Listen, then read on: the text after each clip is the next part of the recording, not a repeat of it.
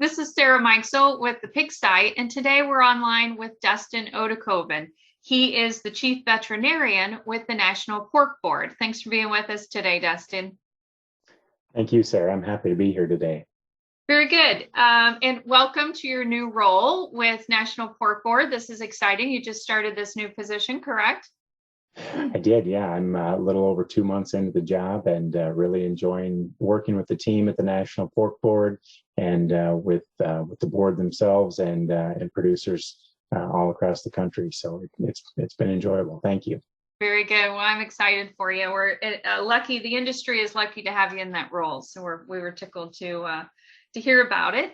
So we'll dive right into the interview. Can you share a global update on African swine fever with us? African swine fever historically was in Africa, and starting in about 2007, it spread to the Caucasus region of Georgia, and then in about 2014, it spread into the European Union, and then I think more recently, we probably remember the introduction or the finding of it in China in 2018, and then it continued to spread from there. The total country count now, it's been identified in 73 countries worldwide. Most recently, we all remember last July when the disease was reported in the Dominican Republic, marking the first time that it had been identified in the Western Hemisphere for probably in the past 40 years. And so the disease continues to spread globally, not only into new regions, but unfortunately spreading within regions as well. Very good. And what are some of the lessons learned from the African swine fever outbreaks that have occurred recently? Well, I think the thing that we continually learn is that biosecurity is the most important thing we can do to prevent the spread of African swine fever. And most of any investigation into the spread into a new country or a new region typically finds a break in biosecurity as being responsible for that transmission. Very good. And what preventative measures are being taken in North America to keep ASF out?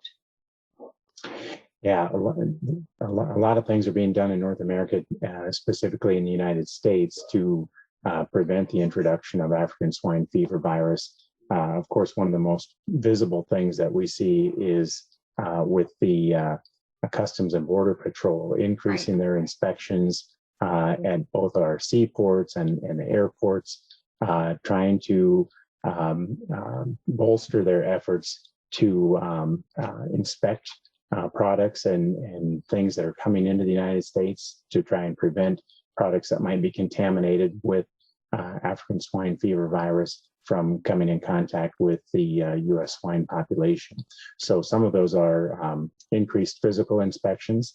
They've also increased the number of beagles, dogs that are involved in the Beagle Brigade, and trying to identify those risky materials, and the number of interdictions or confiscations of products, illegally presented products, has really gone up in recent months and years as Customs and Border Patrol attempts to prevent the virus from coming in. Also, there's been an effort really by a number of organizations working together to try and raise the awareness, and I would say it's states and federal animal health officials working with industry groups that are raising awareness of the need for better biosecurity on our farms. Whether that's in people movement, pig movement, feed movement. There's a lot of research going on in that area as well. But the number one thing we need everybody at the farm level to do is go back and reevaluate those biosecurity plans and ensure that good biosecurity is being implemented on every farm. Very good. And I mean, we're talking now about African swine fever being hundreds of miles off of our border, not an ocean away necessarily, right? I mean, do you feel like there's definitely been kind of an uptick in what we're doing here in not just, I guess, the United States, but in North America, including Canada and hopefully down in Mexico as well? Yeah, certainly the close proximity to Dominican Republic and Haiti. I think there's a better idea, a better understanding of the dynamics of the disease in Dominican Republic. Haiti is a different situation. We know it's there, but because of the government unrest and lack of stability there, it's hard to know what the true situation is. But either way, having the virus on Hispaniola, knowing that it's there, does raise the awareness. It feels like it's closer. The reality is that we have risks coming into our airports and our seaports every day from all over the world in places where African swine fever exists. And so we have to be vigilant no matter what and no matter where you are, because these risks are coming in. For example, in the Los Angeles airport, there was recently a large interdiction of meat products that were attempting to be imported illegally, and we're seeing a huge increase, as I mentioned before, in the number of products that are being discovered that are potentially a threat. So while the close proximity of ASF in Dominican Republic raises our concerns, and that's probably good that we should be more concerned. Right. I don't know that our threat level has really increased significantly. There are some specific risks associated with people moving in and out of Hispaniola because it's close, but the number of travelers globally is really a big threat in and of itself. Very good. And let's circle back to kind of producer level, right? What can producers do day to day, right, to kind of prepare for an outbreak on their farm and to prevent an outbreak on their farm?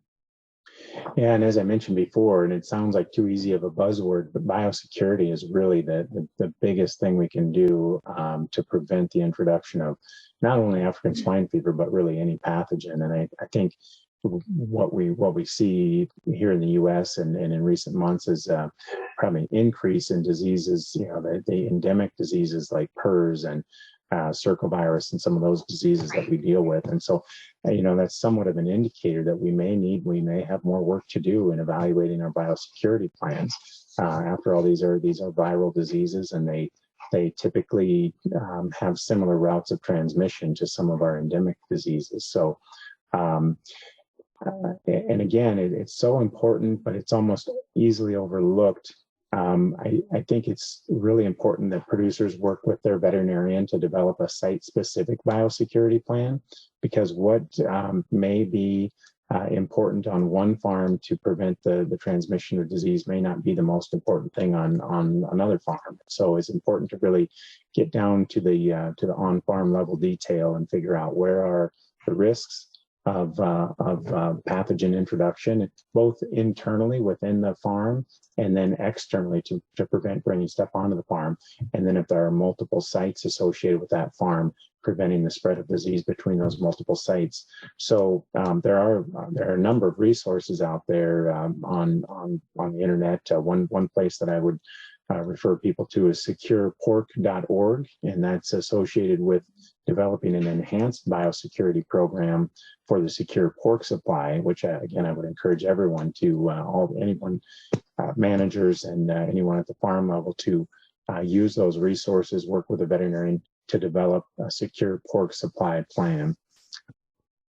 So that's one thing. The other thing that I would encourage farm level producers to do is to create an AgView account. AgView is a pork board funded database to house pig movement data that can be shared with animal health officials in the event of a foreign animal disease outbreak. The reason that animal health officials need that information is to quickly respond to the finding of a foreign animal disease and allow for continuity of business for farms that are not affected. And it's when you know where the pigs are moving, and when you know where the sites are that are infected, and you know where the ones are that have not been exposed to those that are infected, it's easier to get the permitting going and get the movement done.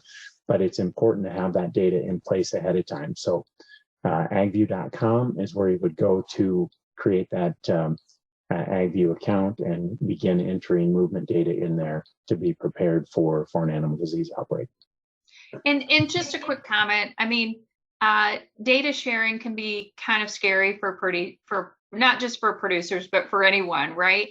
So how secure is AgView, and how secure is a producer's data that it's not going to get shared with others, or what's the security level there?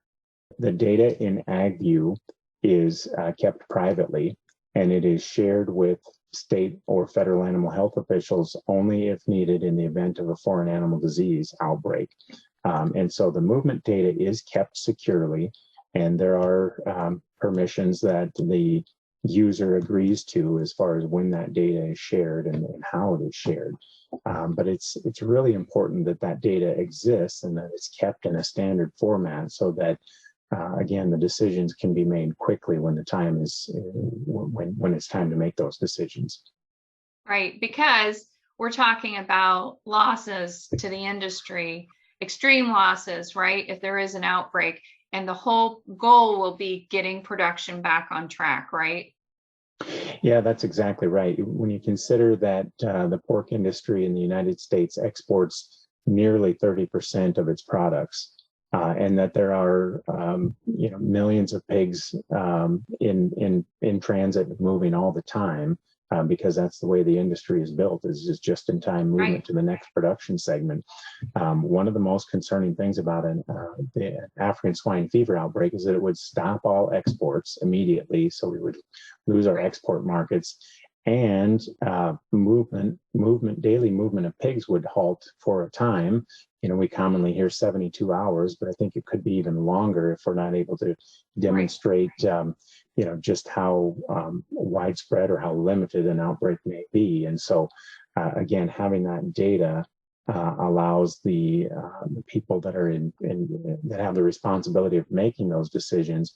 It gives them the tools that they need to quickly get the industry back in production and allow for that continuity of business that's really necessary for this industry.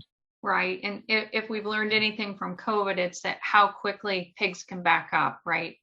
And how that can really mess up the industry in a big way quickly. So yeah, that's right. And I mentioned that 72 hours. That's really where that number came from. I recall having that discussion several years ago about, well, how long would it be reasonable to not have any movement while animal health officials are evaluating when and where infected pigs existed and what other herds or groups may be involved.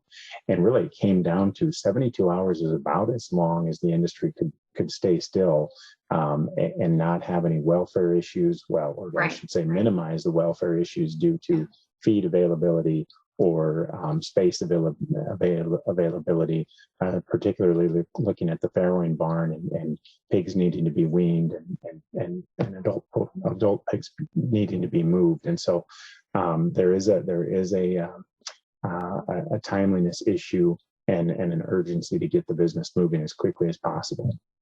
Very good. Well, hey, thank you so much for all the information today, Dustin. Thank you, Sarah. I'm glad to be on the program today. Thank you. This is Sarah Mikesell with the Pig Site.